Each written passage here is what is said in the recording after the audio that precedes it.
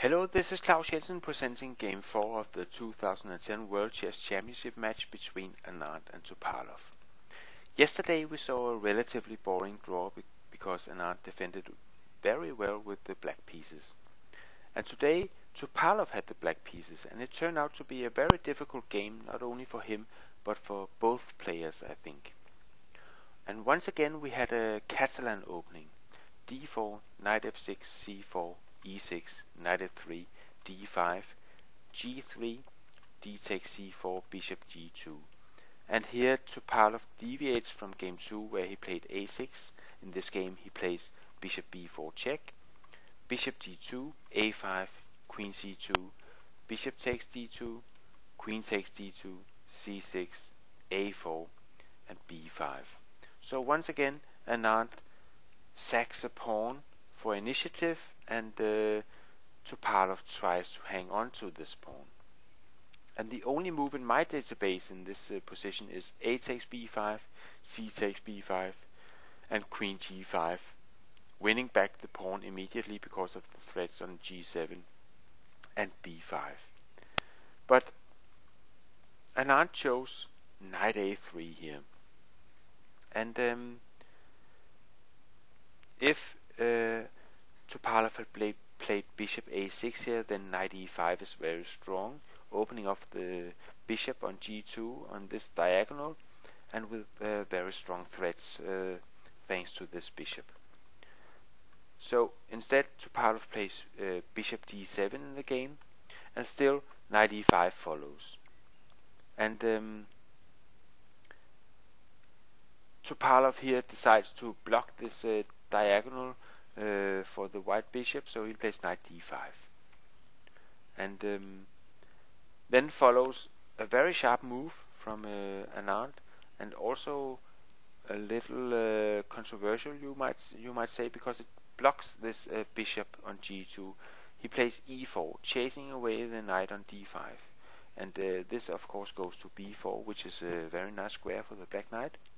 Castles, and Anand thought for quite some time here in this position. I'm sure he considered d5 right away.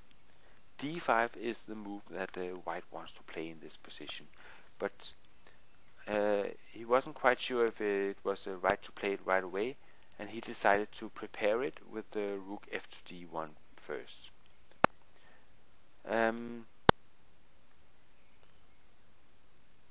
Topalov could have developed his knight on b8 to a6 here, but then after knight takes c6, bishop takes c6, a takes b5, then white is winning back the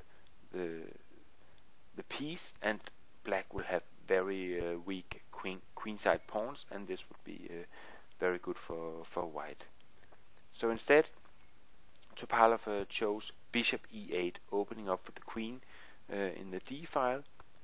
Anand of course plays d5 as planned, and then Topalov plays a very good move. He plays queen d6, protecting c6 and e6, and centralizing his queen. Knight g4 from Anand, queen c5, knight e3, knight a8 to a6, d takes c6, b takes a4, knight a takes c4, and bishop takes c6.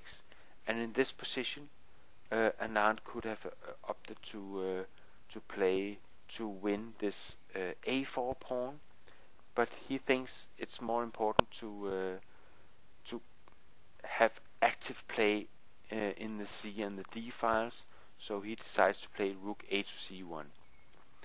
And this is of course posing some threats in the c file, and whenever the black queen moves away, then the a5 pawn might be hanging.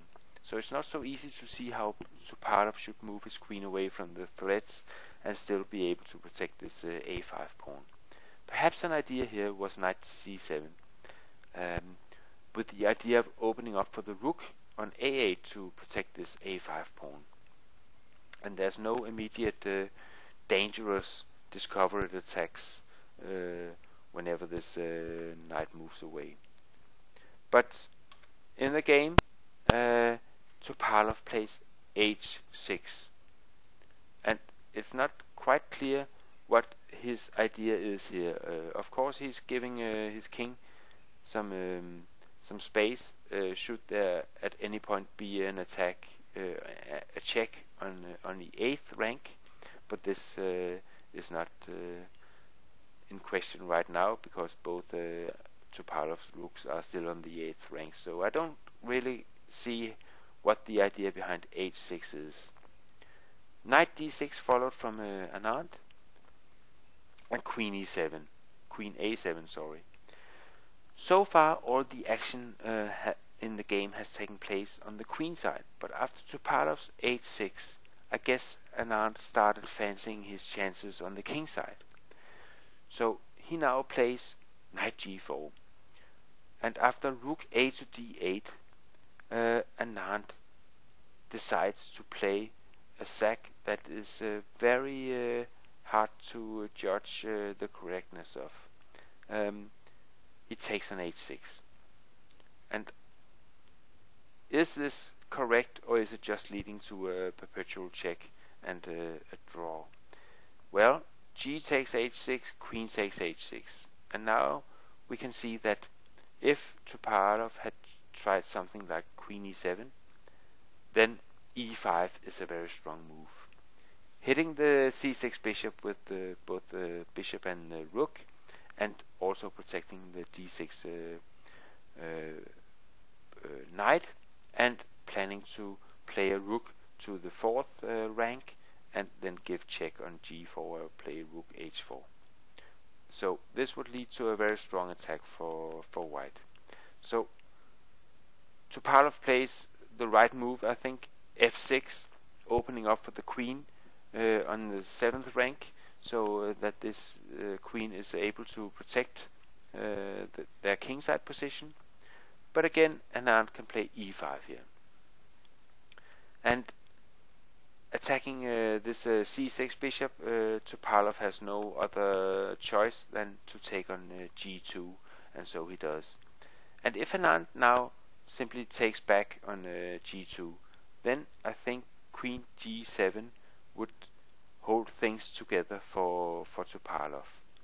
So Anand plays a much better move. He plays e takes f6. And now queen h7 doesn't work, because queen g5, king h8, rook c4 with the intention of rook h4 is winning for Anand.